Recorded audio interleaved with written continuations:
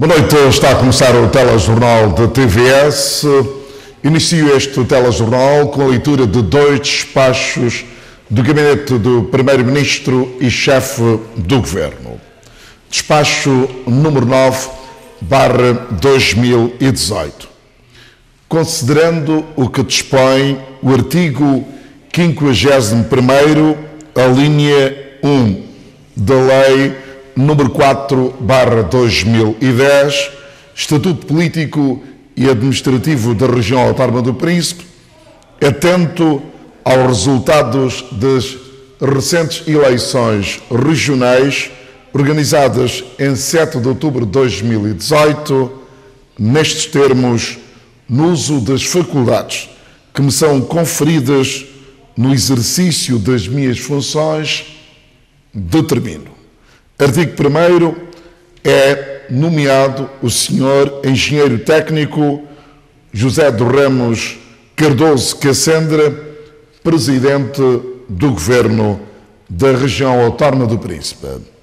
Artigo 2º, o presente decreto ou o presente despacho entra imediatamente em vigor.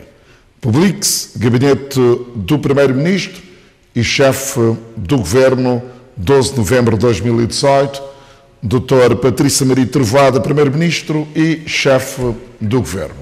Passo agora à leitura do despacho número 10/2018, considerando que dispõe o artigo 51º, a linha 2 da Lei número 4/2010, Estatuto Político e Administrativo da Região Autónoma do Príncipe, tendo em conta o resultado das eleições regionais do passado dia 7 de outubro e a proposta do Sr. Presidente do Governo Regional, nestes termos, no uso das faculdades que me são conferidas no exercício das minhas funções, determino, artigo 1º, são nomeados membros do Governo da Região Autónoma do Príncipe, senhores abaixo designados. Dr. Hélio Fernandes da Costa Lavra, Secretário Regional das Finanças e Administração Pública. Doutora Ana Alice Dias de Pina Prazeres da Mata, Secretária Regional do Ambiente e Desenvolvimento. Engenheiro Flascotter Hugo Cassandra de Oliveira, Secretário Regional da Economia e Cultura. Dr. Higino Pereira Santiago, Secretário Regional da Educação, Saúde e Inclusão Social. Artigo 2º, presente despacho entra imediatamente em vigor. Publique-se, Gabinete do Primeiro-Ministro e Chefe do Governo, 12 de novembro de 2018, Dr. Patrícia Maria Trovoada, Primeiro-Ministro e Chefe do Governo. Conclui assim a leitura de dois despachos do Gabinete do Primeiro-Ministro, um que faz referência à nomeação de José Cardoso Cassandra para o cargo de Presidente do Governo Regional, depois um segundo, a nomeação dos membros do Governo Regional. As formações políticas que assinaram um acordo de incidência parlamentar e se constituíram numa nova maioria, criticaram esta segunda-feira as declarações do Primeiro-Ministro Patrícia Trovoada, reafirmaram que o país está sem norte e a situação económica e social agrava-se dia a dia, pedem ao Presidente da República para interpretar corretamente o que consideram de decisão soberana que o povo ditou nas urnas nas eleições de 7 de outubro. Para o MNSTP e a coligação, é preciso encontrar-se o mais depressa possível uma solução, já que a situação do país agrava-se a cada dia. O país está sem governo e sem norte. A situação econômica e social deteriora-se a cada dia. A crise de energia provoca paralisação dos serviços públicos, agrava o empobrecimento da população em geral, assim como dos pequenos empresários que teimam em sobreviver. A situação refletiu-se no setor da saúde, onde, para além da falta de água, os cirurgiões viram-se obrigados a efetuar uma operação à luz de telemóveis. Enquanto isso, o Presidente da República, em conivência com o seu partido, insiste em dizer que as instituições funcionam normalmente. Perante interesses inconfessáveis, o ADI e o seu chefe persistem em permanecer no poder, mesmo sabendo que perderam a maioria e que não reúnem as condições constitucionais para governar na atual legislatura. Para a nova maioria, o poder mudou de mãos, por isso, apela ao líder da ADI, Patrício Trovoada, para fazer uma leitura correta dos resultados eleitorais.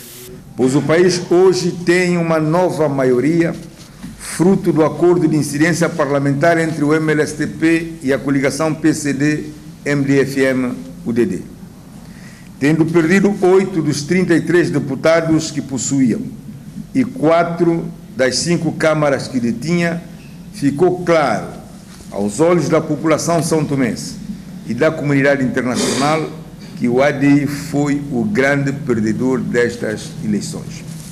Neste contexto, estas duas formações políticas assumem-se dispostas a dialogar, mas acham que nesta conjuntura quem deveria tomar a rédea dos acontecimentos é o Presidente da República. Entre num ciclo de instabilidade sem precedentes. O MLSTP e a coligação PCD-MDFM-UDD acusam o Ministério Público de postura de parcialidade a anunciar a constituição de 20 cidadãos em arguidos no caso de alegado golpe de Estado contra o Presidente da República. Importa salientar que podemos estar de novo perante uma cabala política do ADI quando estranhamente vem a público um comunicado inédito da Procuradoria-Geral da República, dando conhecimento da existência de arguidos envolvidos num alegado golpe de Estado contra o Presidente da República. Lamentamos que o Ministério Público tenha uma postura de parcialidade quando mantém até hoje silêncio sobre a denúncia publicamente feita pelo Sr. Peter Lopes acerca do envolvimento de Patrício Trovoada enquanto mandante numa conspiração que visava aniquilar fisicamente os ex-presidentes Pinto da Costa, Fradique de Menezes e o ex-ministro da Defesa, Oscar de Souza. A nova maioria alerta a população e a comunidade internacional que a correlação de forças políticas em São Tomé e Príncipe mudou com as eleições de 7 de outubro, assumindo-se hoje como alternativa. O primeiro-ministro Patrício Trovoada disse na última quinta-feira, em entrevista à agência Luz em Lisboa, que decorrem negociações oficiosas com a MLSTP e a coligação no sentido de formar um governo de base alargada. Hoje, em conferência de imprensa, a informação foi desmentida pelo líder do MLSTP-PST, Jorge Bons Açores. No sentido de se poder evitar intrigas, mal-entendidos, intoxicações. Portanto, nós queremos, de facto, maior serenidade e que, acima de tudo, a imagem de São Tomé e Príncipe esteja salvaguardada. Assim, importa pontuar o seguinte: neste momento, não existe, da parte da coligação PCD, UDD, MDFM e do MLSTP, nenhuma negociação oficial, semi-oficial, oficiosa ou secreta com o ADI. Estas duas formações políticas assumem-se dispostas a dialogar, mas acham que nesta conjuntura quem deveria tomar a rédea dos acontecimentos é o Presidente da República. O diálogo é importante, é sempre bom que os santomenses conversem. mas achamos que neste momento a bola, e passo a expressão, está nas mãos do Presidente da República, que deveria ter o impulso desse diálogo, auscultando os partidos políticos, com vista à formação do próximo governo. Mas o Presidente da República lá saberá, portanto, tem prerrogativas constitucionais para tal e vai poder responder em nome da história, da nossa história coletiva. No próximo dia 22, a nova Assembleia Nacional toma posse e, posteriormente, o Presidente da República chama os partidos mais votados para formar governo. A nova maioria garante que não haverá na próxima legislatura o fenômeno da compra de deputados. Não temos medo de ir à Assembleia Nacional no dia 22 e podermos eleger o novo Presidente da Assembleia. Mas queríamos aqui alertar, sobretudo, aqueles que pensam que a história de 2010 vai se repetir, que desenganem-se, em que o ADI, em minoria, conseguiu eleger o Presidente da Assembleia. Curiosamente, na altura era o atual Presidente da República. Nós não estamos minimamente preocupados com o que se vai passar no dia 22. Os deputados das nossas bancadas, que foram eleitos no dia 7 de outubro, são pessoas conscientes, têm plena noção daquilo que estava em causa. E eles foram escolhidos pelo povo para manter a democracia, para manter a liberdade. Portanto, temos a certeza que nenhum deles se deixará vender. O ADI tem estado numa ofensiva para comprar pessoas. Tem feito ofertas de carros, de dinheiro, mas muito dinheiro, meus senhores. E isso não pode ser aceito numa democracia que se quer moderna. Não se pode estar a tentar comprar pessoas como se os deputados fossem mercadorias. O ADI vai formar o próximo governo. A decisão saiu da reunião do Conselho Nacional do Partido realizada este domingo. Os membros orientaram ainda a direção do partido a prosseguir as negociações com a oposição em busca de consenso para a estabilidade governativa. O Conselho Nacional do ADI deu carta branca à direção do partido para formar o próximo governo, tendo em conta os resultados das eleições de 7 de outubro.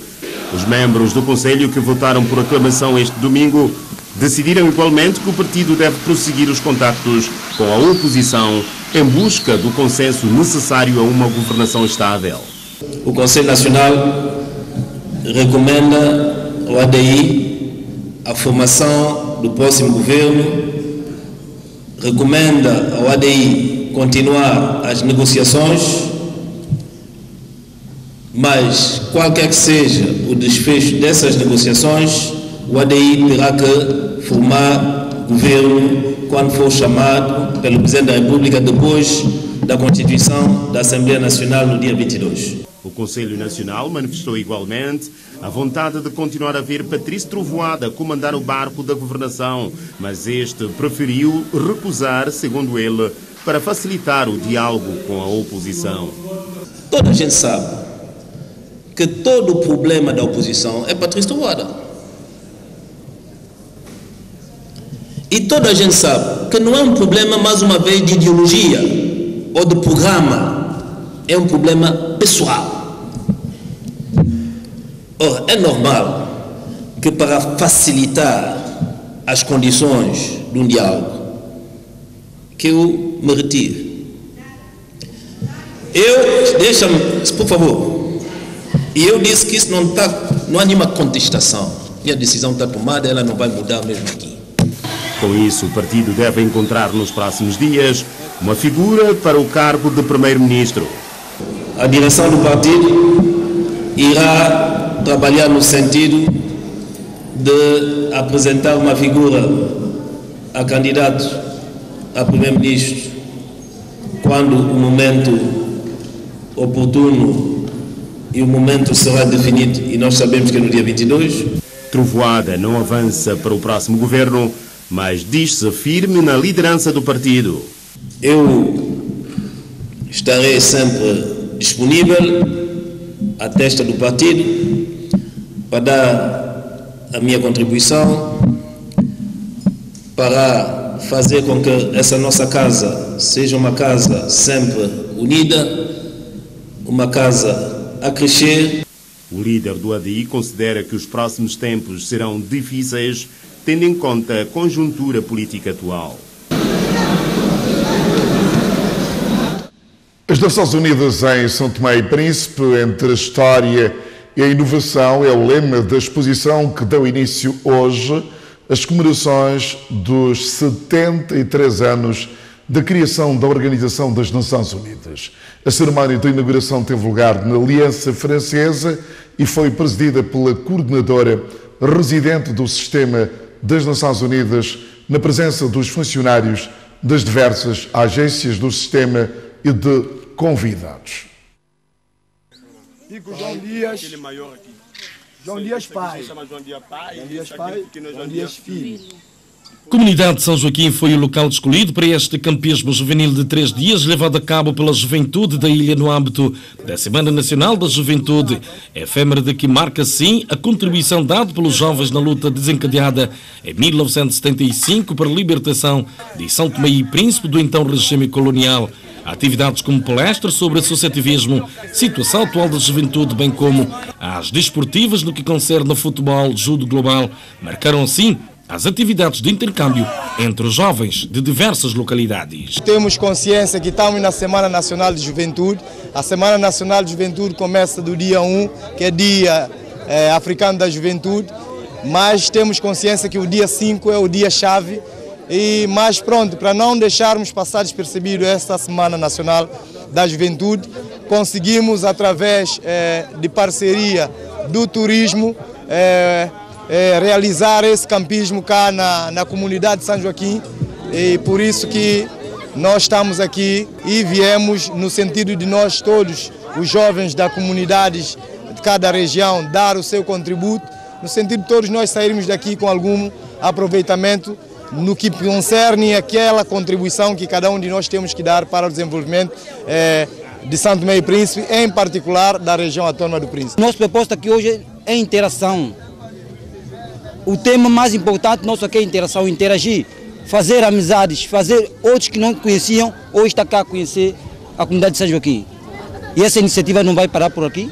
É uma forma de louvar a juventude de Príncipe, mais crescer, criar mais dinâmica entre jovens, mais amizade, não particularidade, não dizer que é de roça ou de cidade. Esse movimento que a juventude criou, eu vejo que é muito essencial para nós, e que isso não pare por aqui, que continue em toda a localidade, para que nós podemos compartilhar uns aos outros, assim nós podemos a juventude estar mais próximo uns aos outros. Dentre as atividades programadas e atendendo a forte parceria da Direção do Turismo na ilha, a esta atividade juvenil fora descoberto e efetuado uma ação de limpeza a um dos trilhos a oeste da ilha, a que doravante poderá vir a ser uma das rotas de visita turística e não só uma das belas cascatas que, para já, segundo o responsável do turismo, poderá vir a ser chamada de Okeloló. A Direção Regional de Turismo, em parceria com a Direção Regional da Juventude e Desporto e a CNJ, preparamos uma caminhada a São Joaquim para um campismo e fazer diversas atividades. Uma delas é essa que nós estamos a fazer agora, que é a limpeza do trilho de São Joaquim até essa cascata, que ainda não tem um nome, mas por brincadeira, já que existe o OKPP, estamos a brincar com o Okeloló. Já estamos a ver uma das belezas ricas que nós temos. No âmbito de turismo, o que nós queremos é fazer o turismo interno, fazer com que os filhos do príncipe conheçam a sua beleza. Nós não podemos esperar os turistas virem dizer aquilo que nós temos.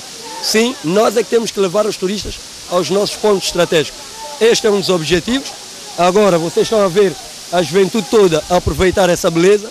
Este é o primeiro passo e a Direção do Turismo tem mais mais atividades para fazer durante o ano todo que vem, para levar a população a conhecer vários lugares históricos e turísticos do Príncipe. Decidimos passar um fim de semana fora da cidade, desfrutando desta maravilha que estão a ver, Cascata Okeloló. E a atividade está a correr bem por enquanto. Sendo a juventude o motor do desenvolvimento de qualquer nação, necessário se torna uma maior atenção à camada juvenil, disse o presidente do governo regional, que marcou a sua presença neste campismo juvenil na Ilha do Príncipe. Temos que olhar para a juventude com olhos de ver, porque, primeiro, a juventude é a força maior que nós temos no país. Segundo, toda a projeção que nós fazemos é olhar com os olhos postos no futuro. E futuro para quem? Para vocês. Porque se nós fizermos hoje coisas erradas, vocês é que vão amanhã receber essas coisas erradas. Por isso é que nós temos que tratar a juventude com cuidado, fazer o nosso melhor para que vocês possam receber o país, a ilha, em condições de darem continuidade. Porque esse é um processo. Hoje estamos nós, amanhã serão vocês. E vocês vão ter que fazer para outros jovens que virão. Mas o mais importante é, de facto, termos uma juventude coesa. Uma juventude que olha para os problemas do país, independentemente da sua filiação partidária, independentemente do seu credo religioso, independentemente das suas posições. Uma juventude que priorize o país e o príncipe em particular, não é?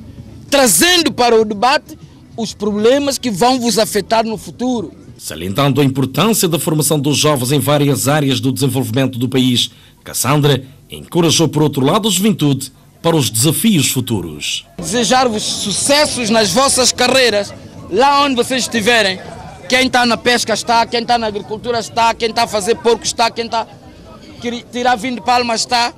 Tudo isto é importante para nós podermos fazer um príncipe grande, fazermos um príncipe maior. Porque sem isso, nós não faremos um príncipe grande. É por isso que eu estou aqui, para dar-vos força, desejar-vos muita coragem. Os desafios são grandes, são imensos. Mas tal como a minha juventude conseguiu vencer, vocês também vão ser capazes de vencer. E quem sai a ganhar, São Tomé e Príncipe. Realização de campismo juvenil de 3 dias na região, a marcar assim a Semana Nacional da Juventude.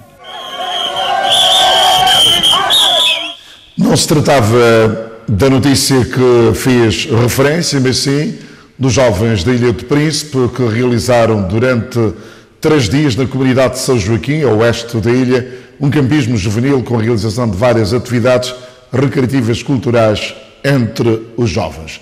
Agora sim, a notícia que fez referência, as Nações Unidas e São Tomé e Príncipe, entre a história e a inovação, é o tema de uma exposição que deu hoje início a comemorações dos 73 anos da criação da Organização das Nações Unidas. A cerimónia de inauguração teve lugar na Aliança Francesa e foi presidida pela coordenadora residente do Sistema das Nações Unidas, da presença de funcionários de diversas agências desta organização mundial. Esta exposição marca o início da Semana das Nações Unidas em São Tomé e Príncipe. As fotos e demais materiais expostos permitem conhecer as atividades desenvolvidas pelas diversas agências do sistema com vista a apoiar o país no seu esforço pelo desenvolvimento. Um apoio que a coordenadora do sistema fez questão de reiterar. As Nações Unidas estão presentes em São Tomé e Príncipe desde 1975, quando a primeira agência começou o seu trabalho aqui, e ao longo dos últimos 43 anos, mais agências chegaram e alargamos as nossas áreas de parceira, que vão da agricultura, pesca, alimentação escolar, boa governação, proteção da criança, população, saúde, entre muitas outras. As Nações Unidas estão a trabalhar para o povo santomense. Sistema das Nações Unidas em Santo Tomé e Príncipe festeja 73 anos da sua existência e 43 de presença no país. A seleção santomense sub-23 defronta a sua congênere da Guiné Equatorial na quarta-feira, primeira mão da primeira pré-eliminatória do torneio da CAF, Confederação Africana de Futebol, nesta categoria. A delegação santomense deixou esta tarde o país. Este é um novo torneio a nível das competições da CAF. O treinador nacional vê estes jogos como uma forma de criar rotina nos jogadores e prepará-los para as competições de alto nível. Devemos ser bastante sábios na forma de interpretar cada momento do jogo e nos adaptar a esses momentos e também para, digamos, aproveitar aquilo que é as oportunidades que tivermos de aproveitar. Creio que este jogo é digamos, a primeira fase.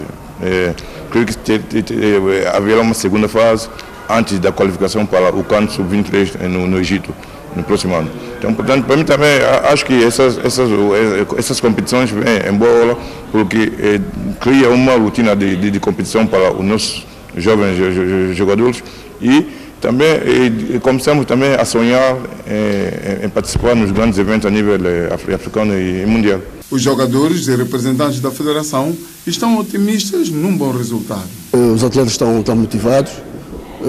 Espero que conseguimos trazer um bom resultado. Como sabe, vamos participar nos jogos da eliminatória de Sub-23 da CAN, onde a primeira mão vamos jogar na quarta-feira e no domingo vamos receber cá em Santo Tomé a equipa de Guiné Equatorial. E nós vamos representar o país, estamos na máxima força para disputar o jogo, sabemos que é eliminatório às duas mãos, vamos a Guiné Equatorial disputar a primeira mão. Esperamos vir para Santo Tomé com um bom desempenho e fazer bom jogo lá e fazer um melhor nosso aqui também. Vocês têm algum conhecimento da equipa contra vão jogar?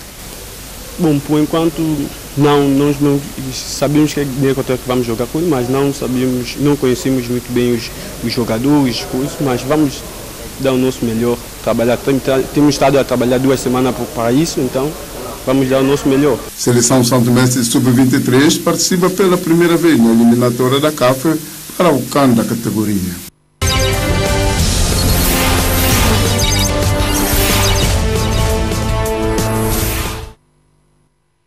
E com esta notícia sobre o açafrão, concluímos esta edição do Telejornal. Boa noite e continuem com a TVS.